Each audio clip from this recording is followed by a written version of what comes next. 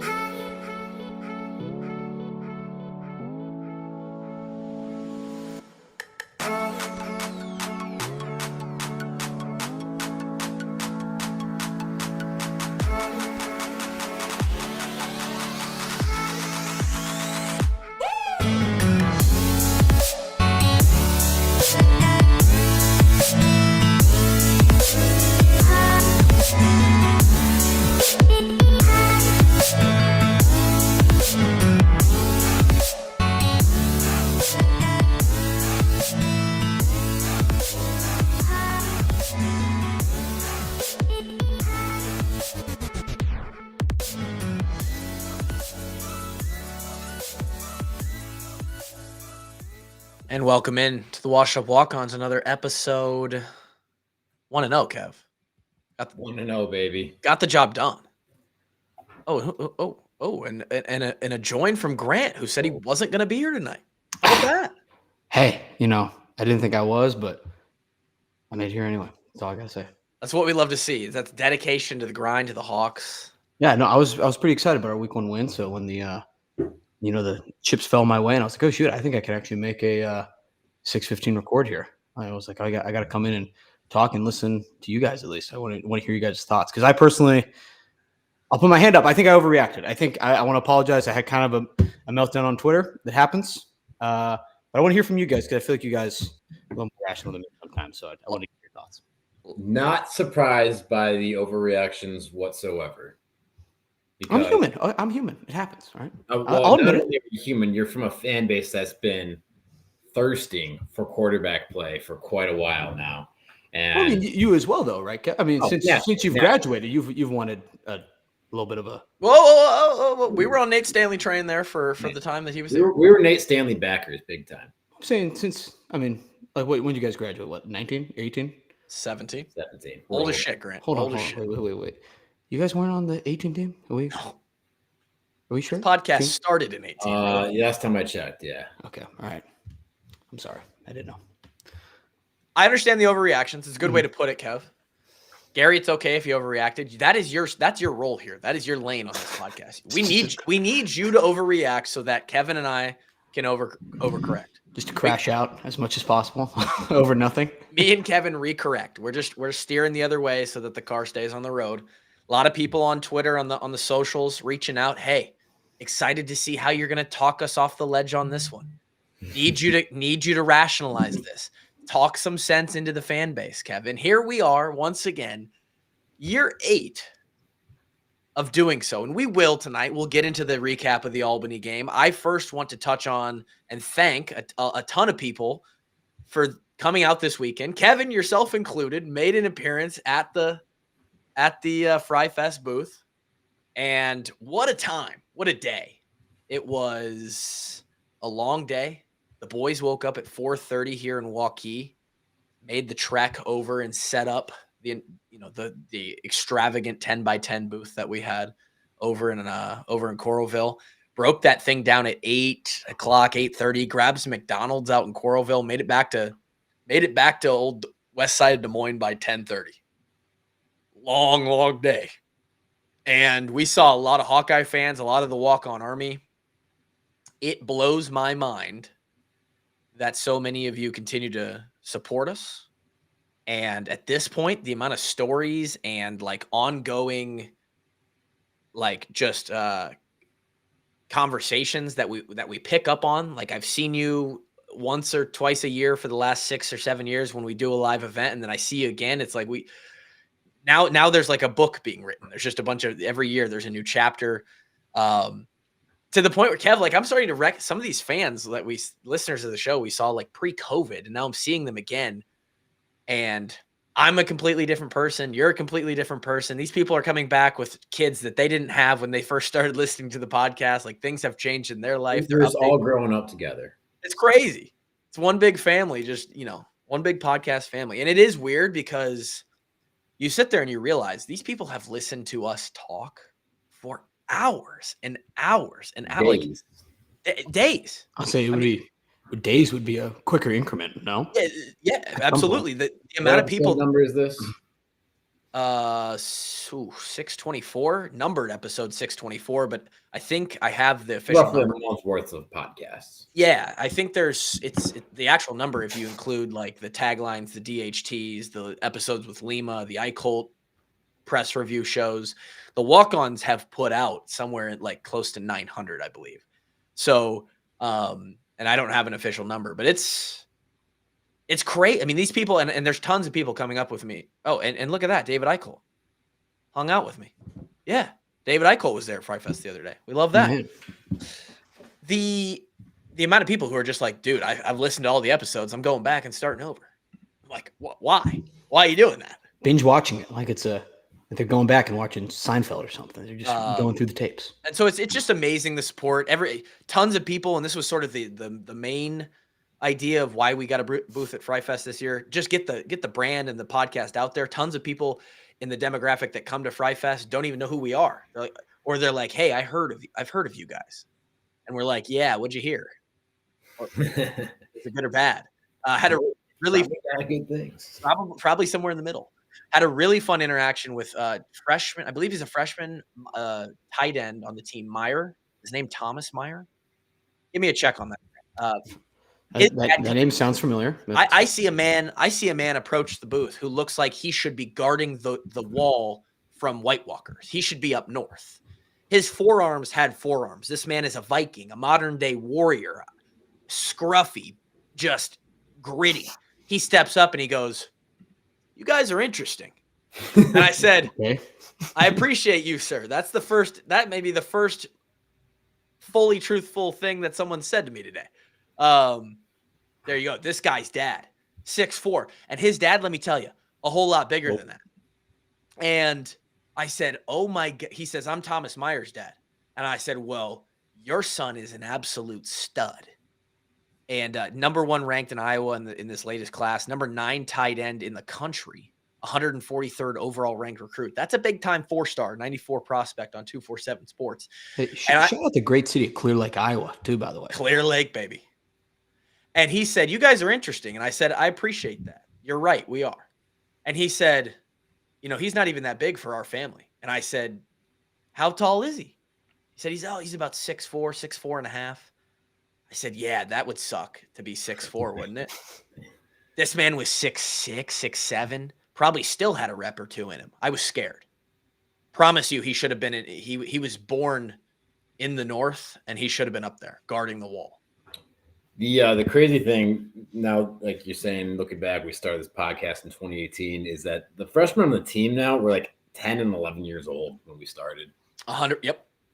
Didn't even know if they wanted to play football in college. Maybe some of them may not have even started football yet. Prepubescent. Yeah, that's very possible. Some of them maybe never played football yet. I mean, it's crazy. So again, thank you everybody. Right at the end, and Mark Gronowski is going to be a huge topic tonight. I'm sure we'll get there. Right at the end, I got a guy that comes up, and it's a long day, right? You're shaking hands. He comes up and he goes, "Hey, wanted to let you know, my name is Ray Gronowski. Good to meet you. I don't miss an episode." I said, "Sir, what are you doing listening to us?" And he said, "Hey, earlier in the spring, I needed somebody to listen to figure out all the stuff about Hawkeye football, and you guys are the first ones that popped up, and now we tune in all the time." And his family's standing there, Mark's brother, sister, mom, and I'm sitting there. I'm looking at my brothers like, what? Why is the quarterback's dad, who just transferred it, why are they wasting their time on us? And so all these really, really cool things that happened this weekend. Man, it was a good time. We got to sell a little merch as well, but that wasn't the point. It was to get the brand in front of more eyes and interact with the people who have been so loyal to us. And we appreciate that. Thanks for coming out. Kevin did stop by for a quick bit. Then you had to go off and do some other important things. Went to Chicago this weekend. Did a little triathlon. Just posted the recap of that on your Instagram. Triathlon was last week. I just got around. Oh, was it? This week. Oh, you posted it this weekend. Yep. Okay, well, let's talk about the triathlon a little bit anyway. Yeah, sure. Let's get into someone up here was like, "Hey, congrats to Kev on the triathlon." I think they saw the same post. How'd that go? Good. I was pretty satisfied with all my times. Good. Didn't get the training volume I wanted to this year. Just too busy with work to really dial it in. But overall, pretty satisfied with the performance. Good. Love that. No cramping, no pop tire, no nothing. No pop tire. So we finished the bike this year. So that was big. That was big. So we can actually say that we completed an entire Olympic triathlon. No, there's definitely cramping. There's like about a mile into the run, my legs are like just wanting to lock up every single stride. But yeah, how long's the run again? Is it a marathon or? I think it's 6, right? 6. We're not talking Ironman. Is that Ironman? Is the marathon? Yeah. I don't know. Yeah. No, we're not that crazy yet. It's a 10K. It's a 10K, so 6.2 mile finish. Good. What is an Olympic time on that? That's like the guys in the Olympics. Yeah. Let me take a guess. What's the swim? So 1.5K swim, so just under a mile. Okay, so it's a 40K bike, which is 24.8 miles. Okay, so that's like. And then it's a 10K run, which is 6.2.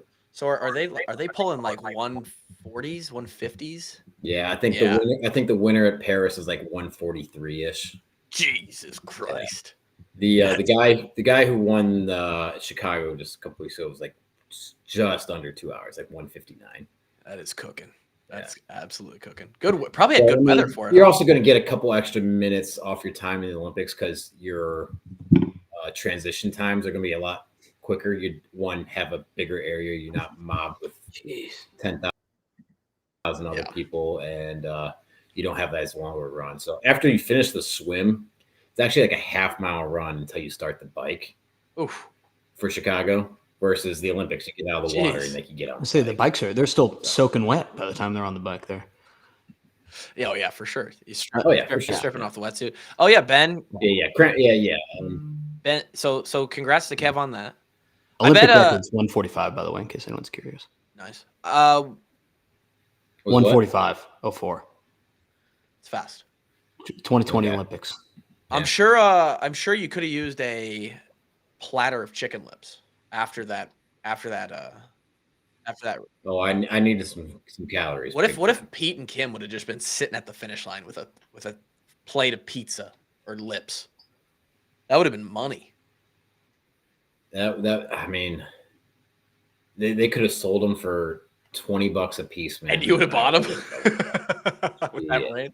You're hurting for calories at the end. And the Olympic distance is short enough where you're not like super concerned about in-race nutrition as much. I probably consumed about. Really? You still did, huh? Wow. Yeah. The longer it gets. I'm a big man for that type of sport. Oh, man. Yeah. The elite. I'm like 50 pounds bigger than I was going to say. The elite guys are like 165, 170. Yeah. And the power they. So I need the calories and I need the electrolytes. And the power they put out on the bike is still absurd. Oh yeah, it's insane. But yeah, it would have been nice to have Gray's Gourmet to go. Just could have put it in order, shipped it to Chicago, gotten Kevin some cows after that, replenished them muscles. Pete gave me a text over the weekend. He's like, "Hey, I think he saw that we were at Fry Fest. He's like, you in town for the game today?" And I was like, "No, I'm not. We went home. I'll be there for the Indiana game though." He's like, "We got to get you in to try this sourdough pizza." And I said, "Brother, I'm there. And then I got a text from Kevin that said he's been updated to probable maybe for the Indiana game. So we might have to dabble with some Grays that day. I know there's a possibility that game doesn't even kick until 2:30. So sounds like it. So if you guys need a little pizza, some lips, you guys need a new experience in the Iowa City area. You're like, what are we gonna do for dinner tonight? Everybody's asking that question every single night. You're looking at each other. You're going, what are we doing tonight? And you just like, well, let's order something. Make it Grays, baby. You're not gonna regret it. I've never heard somebody say, "Yeah, we went with Grays and we were just disappointed." No, it's never been said. Can't say I've ever heard that in my life. No. So, so here we are. We're recapping the Albany game. Thanks for everybody who's joining the live. These are fun. We are 1-0, and when I say we, I mean the Iowa Hawkeyes. We're not shit. Yeah, I mean we are also kind of 1-0. We want to know as a podcast. If we started off on one, that the podcast might have dissolved. It's true, and it was that we were on our way. Kev, did you watch this on replay yesterday? Catch it up on the. I watched it this morning. What are our thoughts on a rewatch? First time consuming the game, probably consumed it at a pace that was a little quicker than it actually went down. What are you thinking about the Iowa Hawkeyes after 1 week? The first thing that came to my mind is, the saying, you never want to turn a win into a loss and a loss into a win, right? You never want to do that mental gymnastics that, yay, we won the game, but this, and then the sky's still falling down, right? So, I'm checking the scores last night, and, I see 7-3. I'm like, what the fuck? You and everybody else, man. I see the text in the group chat. I'm like, this must look awful, and we are in big, big trouble. And then, I wake up, I breeze through the game, and it's like, yeah, I mean, there's some stuff to clean up. It's game one, but overall, like this team's got potential to be a pretty damn good. I think, and I think we should hit on that too, because when you watch it at a different pace, and it would be interesting if you knew they won 34-7 before you watched it, like you did, because the stuff that really sticks with people is like the extremes, right? And so when we're down 7-3 early in the second quarter, that's what people remember, that feeling, those thoughts of what's going on here, what's going on there. So we played poorly to start the ball game in week 1, and we won 34-7. Sounds like did anybody in the second half, or even at halftime when we were up 17-7, did anybody ever feel like that game was in doubt? No, right? Like, it was Albany. We get it. But you have to consume the product as a whole, right? You can't just get that first taste and then be like, well, I don't care if it's like if that first taste of Graves was like, oh, it was all breading. These chicken lips are horrible. Oh, I mean, hey, that. I've never had a bite that was all bread. True. Graves doesn't miss, right? But then you eat the rest of the chicken lip, and the whole thing is just loaded with delicious chicken, and you're like, I don't care though. That first bite was awful. That's not how it goes. You got to judge the product as a whole, and it's a 34-7 win. We're one score off of basically hitting the exact line of both over-under and being right there at the over-under and the spread. And so, which a lot of, I mean, it's not even just that. It's, if you look at the drives, they had a solid first drive, comes to a halt, they kick a field goal, and then it's 2 punts on a couple ugly looking drives, but after that it goes touchdown, end of half, touchdown, field goal, touchdown. And then I'm more than fine with that sequence. I'll take that. I'm more than okay with that. Over 300 yards of rushing. The rushing. Sure, we didn't beat them by as much as we quote unquote should have, but yeah, we're rushing. The run game was phenomenal, right? The clock was basically running the entire second half and second. In fact, quarter, I'd love to know what the time of possession. Do you have that on you, Kev? Or I'll pull it up right now. Time of possession. I think we had the ball for 9 minutes on one of those drives. 36, 37 to 23. So that's pretty good. I mean, like, some of the biggest time of possessions you're going to see is like 40-20. I know we had that. 40-20. And so 36-23, 37-23. That's, I mean, now, yes, we're going to get all these people. I'm sure there's some of the comments that I haven't seen yet, but, and I know we'll get the comments. Here we go. The homers are at it again, man.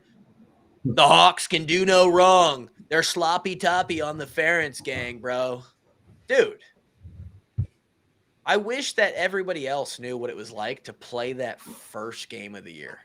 I wish everybody. Oh, and by the way, I'll say that in a second. It was even different for Gronowski, but for everybody. That first game of the year, Kev, you get 12 opportunities. And for the first one of the year, that opportunity builds all off season. It's all you're waiting for. You're juiced. And there's some first game jitters. Man, you go out there and you never know. it's that nervousness of that anxiety, of that excitement of, man, this is what I've been preparing for. I don't want to ruin this moment. I don't want to miss the moment. And so you're a little tight. You're a little, that first step's a little off, everything. And I understand. Mark Gronowski, look, he forgot how to throw a football for three passes. It was honestly so bad that you could ask my wife, I was laughing. I was like, oh my God, this guy is so juiced right now that he can't even throw the football. That's what I saw. I could be wrong. He might for the next 6 games. You're right, and it's those 3 passes that stick out in your mind, right? Where he just blatantly overthrows a guy. It almost is like a pick on this flat route. Throws it in the dirt on like an easy little out route. I mean, it was bad, right? Yeah, he short arms one for, and I think after one of them, he looks at himself like, what am I doing? What is happening right now? Time for a long look in the mirror. And so, yeah, and that's got to get cleaned up, absolutely. Right? We know that. Yeah. Well, he even said, I think in the press conference, he was like, "Yeah, I just was not." I think his quote was like, "I want to do better," and like everyone knows that. So yeah, and I put myself in his position. I think we'd be real naive to believe that Mark isn't aware of the situation that he's in. He just got paid a shitload of money to come and be the savior of a program that's going to have too high of expectations for the quarterback, no matter who we bring in. He was never going to meet those expectations. No. Right? And it doesn't matter what he did. There's all, we paid that much money and we've waited this much time. People are going to nitpick and find the stuff that's wrong with it. And there was, of course, tons of room for improvement, tons of room to just be better than he was. Granted, he only played like not even 2.5 quarters. Like, how about heart in my stomach when he's laying there cramping up? Yeah, I thought it was pretty evident that he had cramps, which even for me, knowing how it's not that hard to figure out. You don't have to be a guy that's about exercise science, but when your nervous system is overloaded, like your CNS is just, this is where I was kind of going. Think about the pressure this guy has just been feeling on his shoulders. Like, holy shit, I'm supposed to be the one. I'm supposed to save these guys. Everybody wants. I'm the GOAT right now until I'm not. His CNS was so overloaded he couldn't even get out of the third quarter with cramps. And this is good and bad in a way that like we had to get this first one out of the way. I hope that it looks better, and I think it will. But on the other side of things, like it has to get better. You can't just be cramping because you're stressed and your body's using up everything it has to just stay alive because you're so on edge. Like Iowa State is on Saturday, bro. We got to figure it out. But Kev, can you talk about sort of that first game difference versus once you get into the season and how quickly, people talk about every game. It's like that first hit gets me into it, right? But that first game is sort of a different beast. Yeah, it's the jitters going into a game plus the first game plus first game on a new team plus expectations. It's about as jittery as you can get, unless it was like a huge team coming into Kinnick for the first opening game. Like for me, and it's after the first kickoff, right? And you hit somebody and you make the tackle, and then you're just playing football again, right? But I always was a little extra nervous for each first game of the year, just because, like, I know these guys. Like, transfer portal wasn't really a thing back then, but it's still a new team, right? There's a bunch of new faces playing out there. It's like, nervous to see what we got this year. Your best look at what you're going to see all season long, and nervous, man. Right? You're excited, you're nervous, but you're ready to go. But once you get into like mid-season form, it's kind of just like boom, one play and we're into it, right? You take away those first 3 where he couldn't feel his shoulder, what it looks like. And I think his 4th pass was actually a little bit of a dart that hit the guy in the face. It was like a ball. Everyone wants to talk about those first 3, but there were some throws in there where the one that sticks out to my mind is like the 3rd and 10, like on the 15-yard line going in, and makes a nice, like a great throw. Gil makes a good move and runs a good route and gets open, and we convert it on 3rd and 10 and score a touchdown. I think like 2 plays. A lot of good out of Mark's feet too. Oh yeah.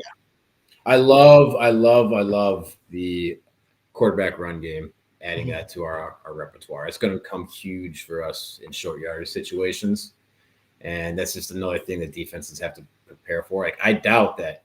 I mean, Albany wouldn't have seen any film on our quarterback run game whatsoever. Not ours specifically, So, no. And Mark, you can tell Mark kind of likes that. He's a gritty guy.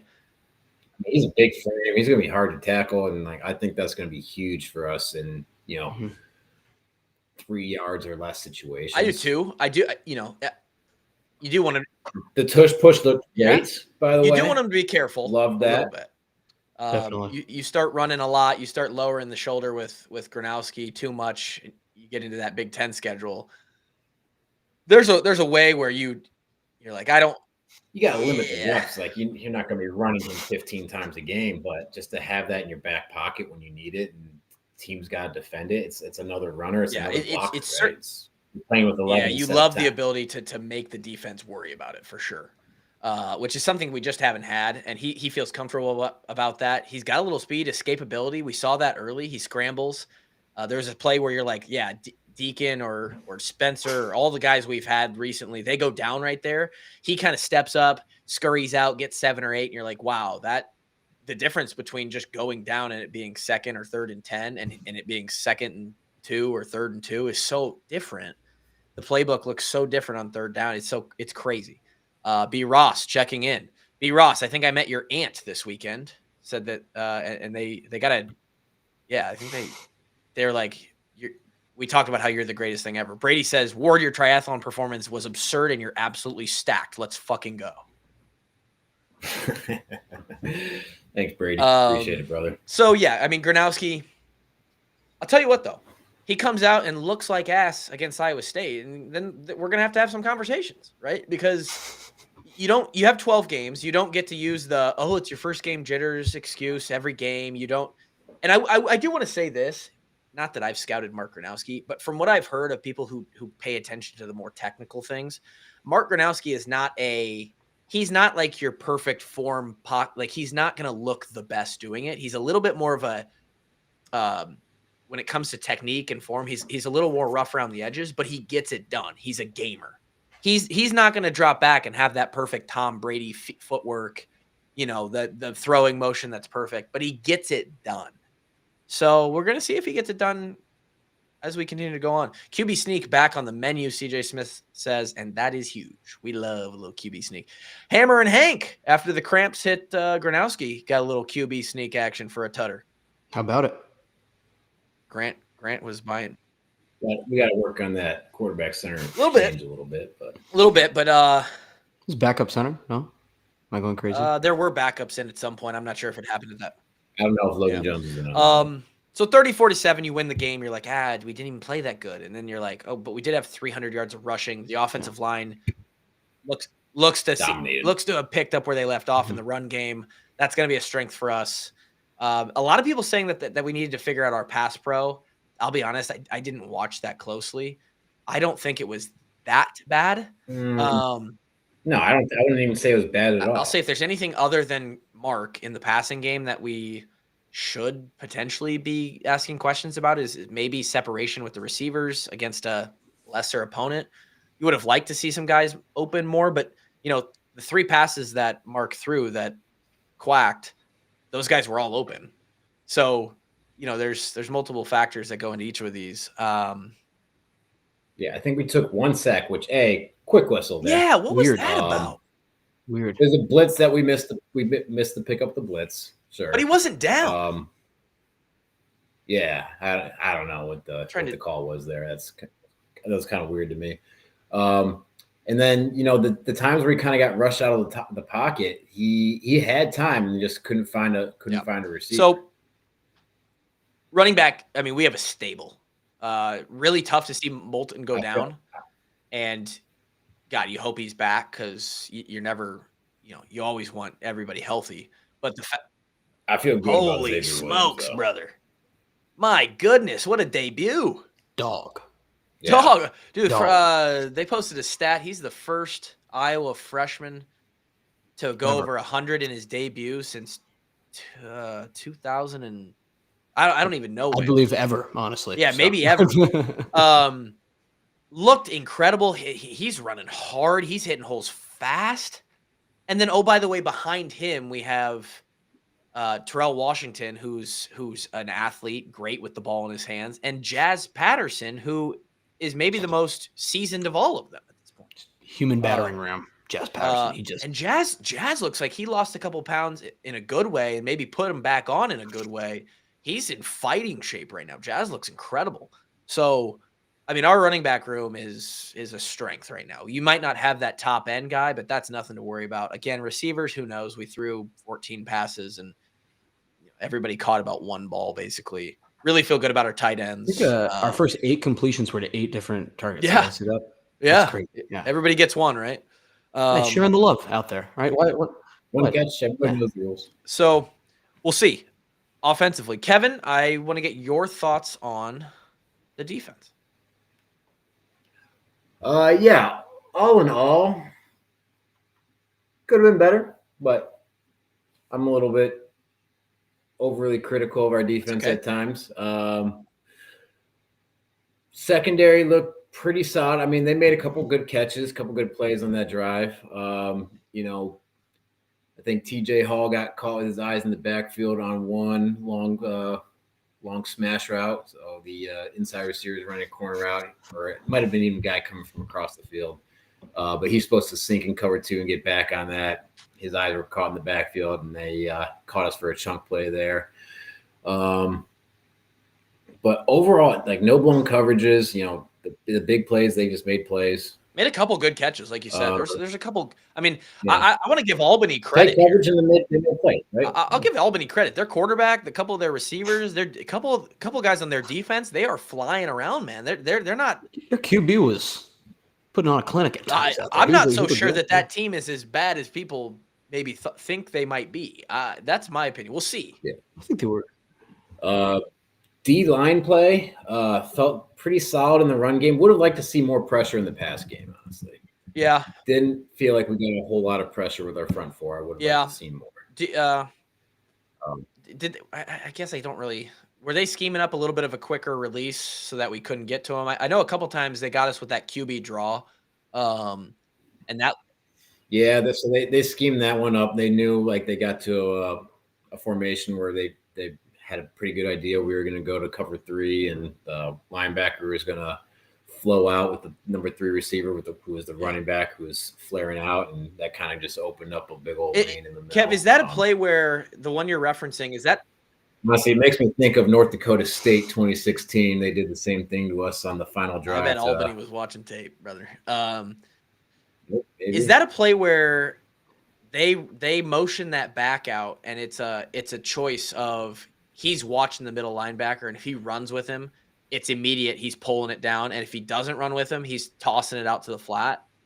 He's flaring it out. It's very possible. Yeah, that's very possible. That's their RPO. It's right kind there. of a unique, or it could have just been designed. It's a cool little play. And it obviously works if you have the concept. And their quarterback, again, like not afraid to put his shoulder down and run it and take a little hit. So respect to Albany.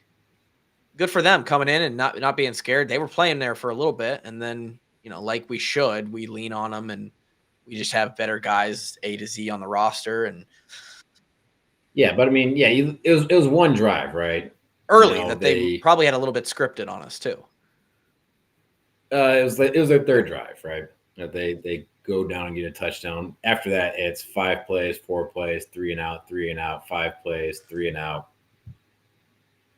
You want to nitpick because it's the first game and you want to look at everything. But you look at the stats. We gave up 177 yards, 7 points. I would have liked to see some better tackling. There's a few things here and there, like I said, coverage wise that can get cleaned up. Some linebacker plays got to get cleaned up a little bit. A couple missed tackles, but all in all, it's you got to get pretty nitpicky to. We want to get nitpicky. We want to get critical on the defense here. I was going to ask Kev, is it true that you make your most improvement from week 1 to week 2? Allegedly, that's what they say it is double the amount of time. It is. Well, no, not really. Kind of. They've had game experience. maybe. This is true. I mean, this is the first week of practice where they're now going into it with game reps on film. I think. Another thing, we took care of the ball for the most part. Again, exchange later on, but and very few penalties, one or none. We had one, two. So Yeah, the announcers made but it. all in all, pretty clean game. Yeah. So yeah. So we'd like to see that. Love to see what we got out of our offensive line. The run game is we need that again. That having a great run game just makes everything so much easier as a football team. It's going to open up your pass game. It's going to make your life easier on defense, clock management, controlling the ball. Just if there's one thing I could have, it's just a dominant run game. That's the first thing I'd choose every single day. And 300 yards is dominant. That's going to be something we lean on this year. And if you need something to lean on, how about a Easy Eddie from Big Grove Brewery? Right there in the middle of the screen under Kevin. Sometimes you do need a little something to lean on. You're like, God, it's been a day, right? The Hawks only won 34-7 against the Great Danes. I need something to take this edge off. I need to talk myself off the ledge with this blue can. Talk to me, blue can. And I'm going to grab 1, 2, maybe 4, 6 Easy Eddies from Big Grove. Maybe watch the game there this weekend. Official watch party location of the Hawkeyes. Easy Eddie, the official craft beer of the Iowa Hawkeyes. And you can get, Big Grove's going hard. All the shows in the space. Big Grove is basically the sponsor of Iowa content this fall. And for good reason. I mean, they're clearly a very successful brand in business. The product that they put out, from the experience, the ambiance, the actual beer, the food. Another place where it's hard to argue. You don't hear people have very bad times when they go to Big Grove. So take yourself there. Get yourself a little brew. Maybe go on a Wednesday night and listen. Pull up your phone at the table, put on the live preview podcast of the Walkons, and have yourself a brewski. How about it, huh? Sounds decent. Good right now. Grant, and think about this: Grant's down there in Texas. He doesn't even have the opportunity. No. And all you people in Iowa, Cedar Rapids, you privileged Iowans, you're passing on just Big sitting Grove when there's 4 Grants down in Texas. If I could go back and go to Big Grove more times when I did live in Iowa City, you would have. I've never regretted a time. That is true. Exactly. I feel like we talk about the food every time too, but the food there, guys, is at least at the Iowa City location. I guess they have different menus everywhere too. Food at Iowa City is so good. Big Grove location. I've never had a bad thing to eat there either. Let's talk about this for a second. Okay. Kevin, the late entry. Yeah. Hey, got it in no time. None of these were picks on the board. Yeah. And Drake actually gave us some college football picks this year. We talked him into a couple. So okay, I want to address a couple things here before we get into the sure. All right. It took us 3 tries to get the graphic out correctly with everyone's picks on it. So that's on me. And hey, it's week 1 for me too. Still, all right. We're working up dusting the rust off, baby. We're getting the rust off. Like, hey, the team can shake the rust off, but I can't. So that's the first thing on there. And then I didn't know what to do for Drake. When I first put out the graphic, I just had Ohio State -2.5 because that was the only one I heard. Right. And then I get an Instagram comment on our graphic saying, "Hey, I had 3 picks." It's like, what? Where? And I had to go back and listen to it, and we had a couple just intermixed into there. But we gotta get some more organization to it, and also just Gronowski over. I didn't know what to do with that. So is that touchdown? Could have been anything. Yards. Either way, I'm guessing it didn't hit. Drake probably should have just kept his mouth shut. Otherwise, he'd be 1-0. Yeah, true. Ohio State does get it done though in the shoe, which brings up another point, by the way. There's a lot of teams out there. There's a lot of teams out there that are sitting here going. They're saying the same stuff. Their fans are saying Arch Manning overrated. This guy's ass. He is. Not ass. This guy can't even play quarterback. We can't compete with Ohio State. Kansas State. They just beat 34-31. North Dakota. They're going down to the wire with an FCS team. They're the big bad guy that Iowa State took down in week 1. We had this huge win. Cyclones are so excited about their win in Ireland. They took down an FCS adjacent team. It did make me feel a lot better as, we were punting away the ball. Oh my God, is that Is that really what I wanted to see out of this week 1 game? And I look around at the scoreboards and every other TV on, and I'm like, you know who else doesn't look amazing right now? Every other team that is playing a football game today doesn't look super great. All right, there's a lot of stinkers going on out there. Yeah, the unbeatable, unbreakable Alabama Crimson Tide starting 0-1 against an FSU team that was essentially D3 last year. Hey, how great was that though? I mean, they're calling for DeBoer's head. DeBoer. That guy better be careful in Tuscaloosa. Yeah, he might wake up with a. What did he win 9 games last year? Yeah. He probably has one more year. He's allowed to do that. Otherwise, he might wake up with a horse head, a la Godfather. It's bad. And I get that reference now. My goodness. You finally watched it, huh? Just working on the review. The review's still coming. Pending. Starting month 9 tomorrow on our review. On our waiting for the review. Speaking of, how were the pork tornadoes?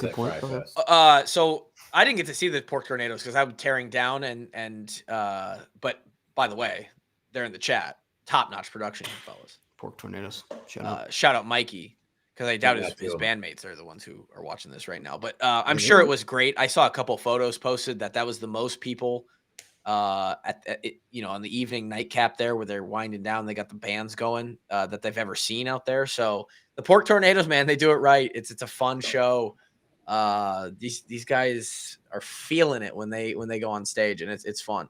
So there's a lot of teams around the country that are kind of like, there's a few other ones I saw. Who was, Indiana, big bad 20th ranked Indiana. Hey, struggling a little bit with Old Dominion. I wouldn't say struggling. They didn't cover the big number, but early on, it was a tie ball game. They won. I mean, it was tied. Same deal though, is what I'm saying. There's other games too. And I think this feeling of, oh no, gets exacerbated because right before the Hawks go on, you see the second week opponent, the Iowa State Cyclones, the other school, the rival. You see them absolutely trounce the South Dakota. Oh God, what are they? South Dakota, the Coyotes, the Yotes. They got cool helmets. Yeah. Great helmets. And you're like, oh my gosh, the Cyclones are rolling. And you're right. They look good. They don't look bad. Rocco Beck, great quarterback. They've filled the void of Higgins and Knoll over there with a couple of receivers that are valid. They've got a defense that's decent. But I'm telling you right now, those guys know what's coming this week. It doesn't matter. It doesn't matter. I'm sure we'll talk about it more on Wednesday too, but just they looked so good that they're still just only a humble 2.5-point favorites over Iowa next week. Like in the words of our friend Jeffrey the Greek, wink, wink. Here's what Vegas thinks about that matchup going forward. But looking forward to it. I think it'll be the Cyhawk, as much as it is stressful, I do look forward to it every year. So. I started the week off paying FanDuel all my money because I decided to once again bet on the Huskers, and that was a bad choice. It was a bad choice. I'm not the only one that was on that, by the way. There was a lot of people that were like, this feels like Nebraska. If this is really Nebraska's year, this is going to be a game where they come out and they just prove it. You got to avoid the You really do. They end up winning barely. Interception late. Very good game. Yeah. Taylor Swift was there. I mean, Cincinnati had a chance to win. Yeah, at the end, and they threw a pick. They were pretty much in field goal range there. They were two running plays away from kicking a field goal. Sure. So they do not cover. Ohio State is my one win of the weekend. They beat Texas in a really 14-7 victory. Just, if that was Iowa versus Northwestern, they'd call it a travesty. But somehow when it's two brand names, it's just great football. You just love defense, though. That was like watching Picasso paint. That was incredible. Which, of course, you've done, Grant, multiple times. Watch Picasso paint? Yeah. He's been famously dead, I think, for I had tickets to Picasso one time, but I couldn't make it. Did you guys know Picasso died in, 1975? I would have told you he was dead in 1450. Yeah, 100%. I thought he was running around with Da Vinci. I didn't know he was like. I think you're confused. I would have called him a Renaissance man for sure. Yeah, I would have said he was in the Renaissance. Yeah. South Dakota just gets smacked, as I said, and me, Drake, and Gary were all on that one. And then Albany, Iowa, over. It wasn't in the cards. We played too slow to start the game. We had a great drive, but it wasted 9 minutes to open the second half. So that 50.5 got to be in trouble pretty quick. Tough day for me, 1-3. We will bounce back. And you're making all these picks, of course, on FanDuel. the greatest sports book in America. Kevin throws in his picks late there. Northwestern plus 4.5. Tough one. Tough one there. Tough one for the Cats down in the Bayou. They went down to Tulane in a hot, steamy New Orleans. There were a lot of new faces on both offenses down there, so I'm figuring a low-scoring game. That's why I had the under on there. And I think in a low-scoring game, that Northwestern game 4.5 would have been good for them. They lose 23-3. They got nothing going on offense. They threw 4 picks, I think, Yikes. too. I think 2 of them turned into touchdowns for Tulane. A playoff contender now, yeah. Tulane, though. They look strong. Playoff contender. I mean, that's a solid program. I'm not knocking Tulane at all, but the Cats did not look top 5 logo too. Oh, how about that? The Green Wave Green is a Wave. top 5 logo. Yeah. So yeah, go 1-1 in that game, and then had the Texas Ohio State under. Yeah, I was bearish on Arch Manning because I didn't think he looked all that great in his appearances last year. And they're hyping him up to be the Heisman. I think it's just the name. It's the Texas brand. Didn't see a whole lot of stuff there. So, yeah, not even close to hitting that over. So we cashed on that one. And then I had Georgia minus 38.5 versus Marshall. They win 45. The hook got him. The hook on a 38.5 number. Like, you get worried about the 7.5, the 6.5, the 3.5. You don't care about the half on the 38. The margin there is like it's not going to matter. Yeah, and it freaking got me. Yeah, Marshall scores a touchdown like halfway through the 4th quarter. Georgia throws their backups in, and that's the final score. Do you like the instant replay they went to in that game, or the ref review, and he was just watching a video of himself? He just you could see his little screen in there, and he's just looking at himself. It's like, oh yeah, that's good. No wonder these take 45 minutes. So we start off. Yeah, that's funny. Yeah, we start off the year 2-2. It's average. That's below the standard. We'll do better next week. Bob here says Huskers needed Carl this weekend. That youngster's too busy chewing on his flags. That man is full. He can't eat anymore. He was. And we did have several people be like, we need updates on Carl this season. We need more. Poor kid's just trying to enjoy. I would love to live stream one of Cyril's football games. I would thoroughly. So 2-2 for Cav, 1-3 for me. Tough start. We talked about Drake. Gary, you want to give us a quick synopsis of your laundry list of picks there? Yeah, no, I think I went 7-8. Made it all the way to today at 7-7. So I was like super nervous for Virginia Tech, who had it for a long time and then just absolutely pissed down their legs in the second half. Had no answers after that kick return for South Carolina, who I think, I will say the South Carolina, they were a weird team this offseason where I think they started out as like, hey, like I think South Carolina's got something good. But then by the end of the offseason, I was like, they're totally overrated. And they haven't changed anything about their team. So I was kind of hoping to bank off of that, but it didn't work out. Other games, though, USF, Byron Brown might be my favorite player in the country. That guy is an absolute dog. Quarterback at Southern Florida. The first few drives were a little shaky, but then after that, he was just cruising. He was going out of his way to truck people. They were running around, torching them, which is a little sketchy as a QB sometimes. But yeah, they were running like fake punts out there. I thought it was the punter the first time. Apparently, they snuck their backup QB out there to do a fake punt, and he just uncorks this pass. And I was like, he's the greatest QB of all time. Can we need him on our roster somehow? But it was great. And then Cincy plus 6.5. No one was more right about this game than me. I just want to point that out. I went 7-8. I get more wrong than I was right. Okay. Sure. This one. Hey, what did I tell you? It happens. Yeah. I will say, but why did Cincinnati also wear red to this game? Yeah.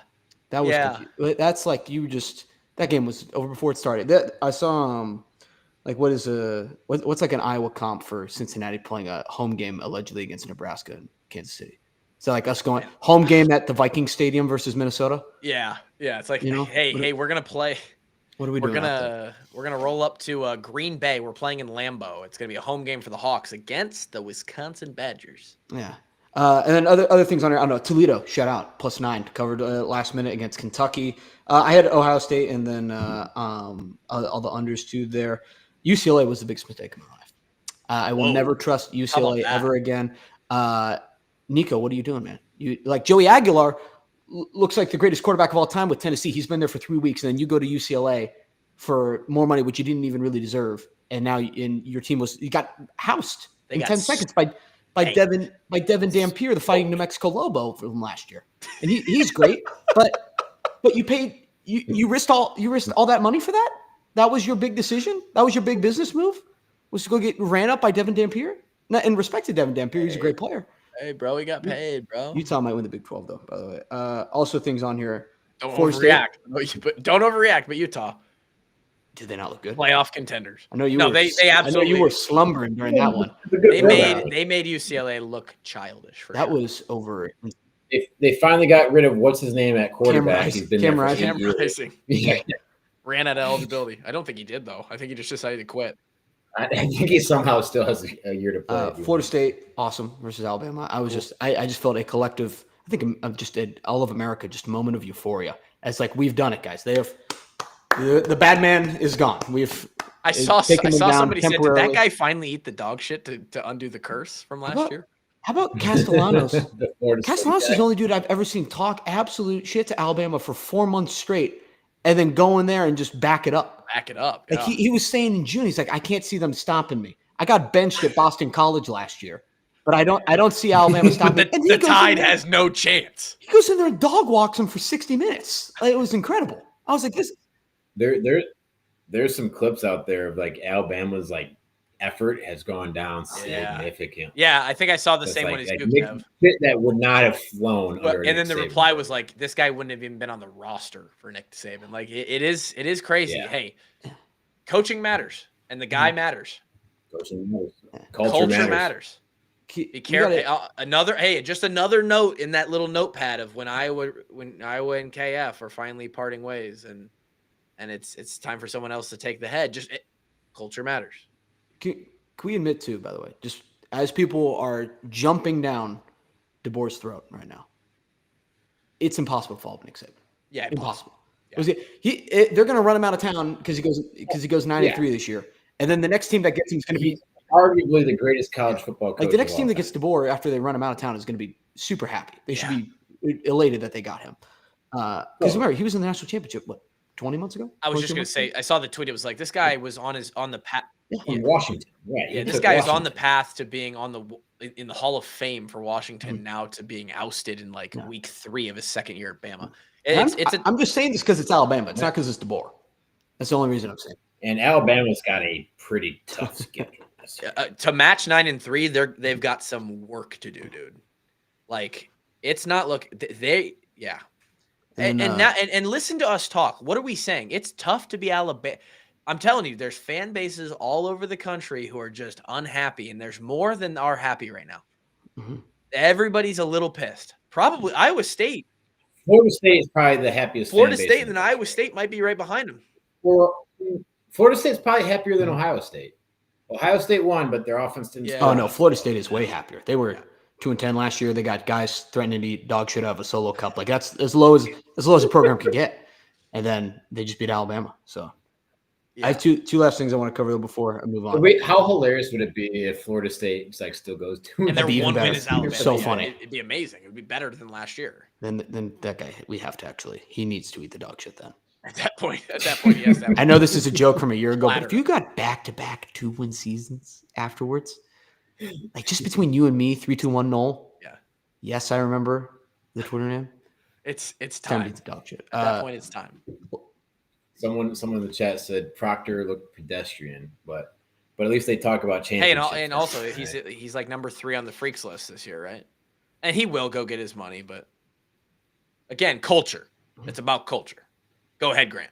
My last 2 things was I want to shout out Kevin Ward. Kevin Ward special, Ole Miss -36. Lane loves running up the score week 1. Tradition, unlike any other. Like I said, that line could have been anything. It was like 67-7 against Georgia State. Just trust Lane. He's going to go get that number and grab it. And then, are you guys okay if I retire from betting Iowa games again?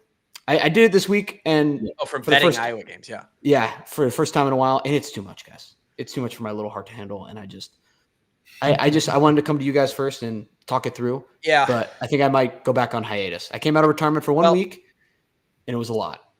Unless it's just a deadlock, right? Even last year when I was calling out if it was great or not, I didn't do it. I was too scared. Well,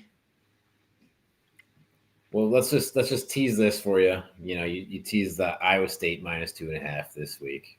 Total is 42.5. I don't know if that makes you feel one way or the other. I feel like an over there. That feels like an over, man. Like I said, I'm asking if I can go on hiatus from betting in terms of you can if I'm allowed to. We're granting your PTO. I know it's in my contract. I have to bet a minimum of after every single game on the board. Yeah. Yeah. People don't know you're not doing that for the love of the game. You're actually doing that because it's written into the. So I did get a request. It was like, we should have some, like, is there no organization as to like how many games you can bet? When we're doing the totals, I was assuming it was under percentage. It is. Like if you do, like if Kluver. I think you have to. I was like, I feel like if you do 3 a week and you win all 3 and you go whatever it would be like 36-0, and I did 100 and I went 20-80, that's on me. Yeah, 100%. Okay, 100%. Yeah, and we're fully okay with you making that graphic to where you have to put on a microscope to see everything that you picked that weekend. Yeah. I'm fine with that. People are going to have to deal with it. Also, 7 and 8 this week. We're on pace better than last year. Sure, because I think I went like 1 and 9 last year to start the season. So we gotta we're on tracking better. Yeah. I want to give 2 shout outs or to kind of wrap it up with 2 more thoughts here. And then we'll, of course, everybody listening tonight, we'll be back on Wednesday to preview this Iowa State game. And I'll be on with Coach Lima this week. I'll be on with David Eichholt this week before any of that even happens. So there's a lot of walk-on content coming your way. Congrats to the big man, Coach Kirk Ferentz, on win number 205, was it? 205. Become the most wins of it. Tied. He tied or he went ahead? He tied. Okay, so he tied. He is now tied as number 1 in wins all time in the Big Ten and as a Big Ten head coach. And then Lee Corso, man. Shout out absolute legend. 90 years old. What? All the feels, the good feels. Yeah. The video that came out earlier in the week with Herb Street, and then the stuff that they did. I would be interested to see the ratings, particularly this week, College Game Day versus Big Noon Kickoff, just because everyone knew it was Corso's last show. Well, Fox even cut to ESPN. Yeah, it's how big of a moment. Respect. Yeah, Fox Fox minimum. They're like we love traditions in college sports, and it's like we go now to one of the biggest names in this sport, Lee Corso for his final pick. Like Fox was cutting the ESPN for it. It was crazy. Yeah, I love that. Yeah, old out Brutus. I love that too. Yeah, that was fitting that. It is insane. You got to think too. Like when in terms of college football, like I don't expect people from I don't know, let's call it like Tuscaloosa, Alabama, to care about the Pac-12 or the ghost of the Pac-12 now, or like Iowa football even. Every single fan base knows Lee Corso, and like Lee Corso was a part of their experience of getting to love college football, like in just every single part of the sport. It is absolutely insane how much like his involvement in the sport was from coaching to now, like how much he gave to it is incredible. Did you see that every team that he coached for or was a part of won yesterday? The guy sent off Alabama in he sent him packing in his final moment. It was so beautiful. Yeah, it was incredible. Pretty amazing. I love Lee Corso. It's a shame that the time's over, but it was well spent.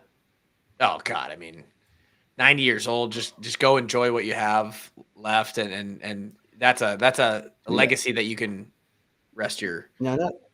How are they going to cap off that show now? Because no one else can do the headgear thing, right? How do you? I don't cap know, off man. that show? If they try and get Saban to start doing it, I'm gonna start. Now, okay, that's not Saban. That's not Saban. It's not forced. It's not, but I would be okay with it. Yeah. How funny would it be if he was like?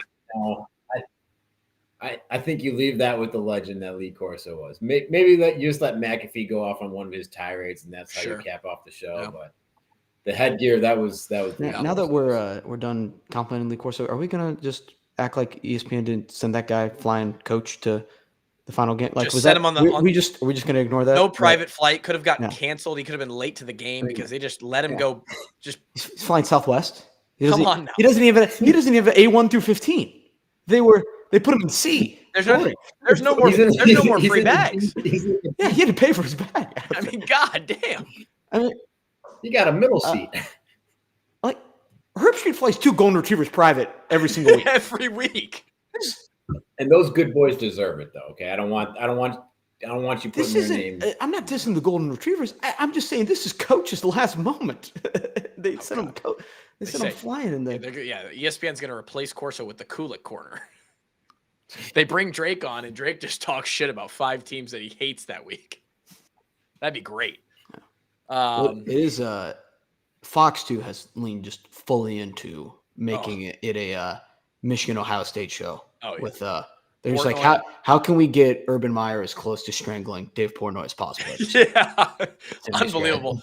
I love it. I'm here for it. Hey, and big noon kickoff. Ames, Iowa, week 2. Or I guess week 3. Is that right? It's still week 2, their third game. Yeah. This weekend is going to be big noon kickoff in Ames. It's a big week.